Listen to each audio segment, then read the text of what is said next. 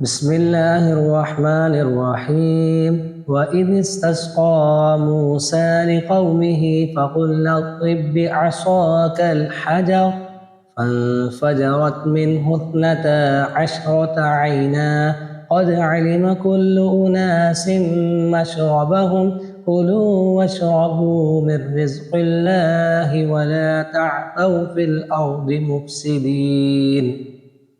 وإذ قلتم يا موسى لن نصبر على طعام واحد فادع لنا ربك يخرج لنا مما تنبت الأرض من بقلها وقثائها وفومها وعدسها وبصلها قال أتستبدلون الذي هو أدنى بالذي هو خير اهبطوا مصرا فإن لكم ما سألتم وضربت عليهم الذلة والمسكنة وباءوا بغضب من الله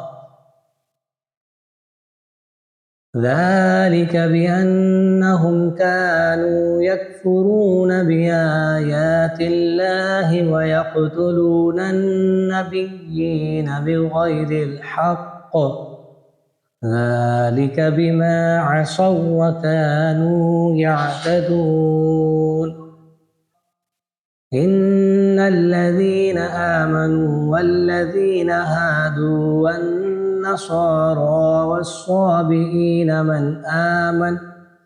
من آمن بالله واليوم الآخر وعمل صالحا فلهم أجرهم عند ربهم ولا خوف عليهم ولا هم يحزنون.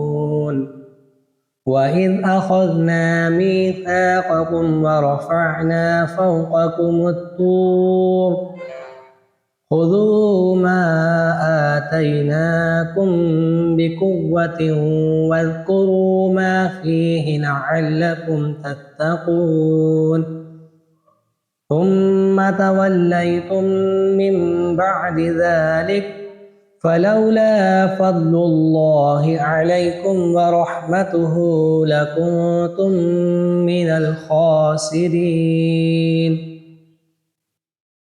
ولقد علمتم الذين اعتدوا منكم في السبت فقلنا لهم كونوا قردة خاسئين فجعلناها نكالا لما بين يديها وما خلفها وموعظة للمتقين.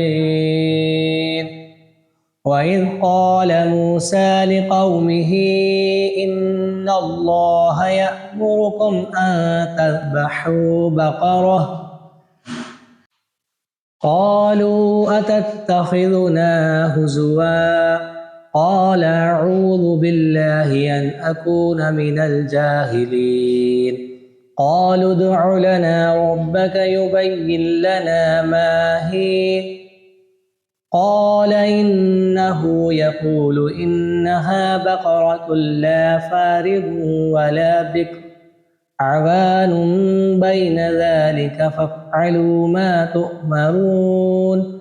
قالوا ادع لنا ربك يبين لنا ما لونها قال إنه يقول إنها بقرة صفراء فاقع لونها تسر الناظرين.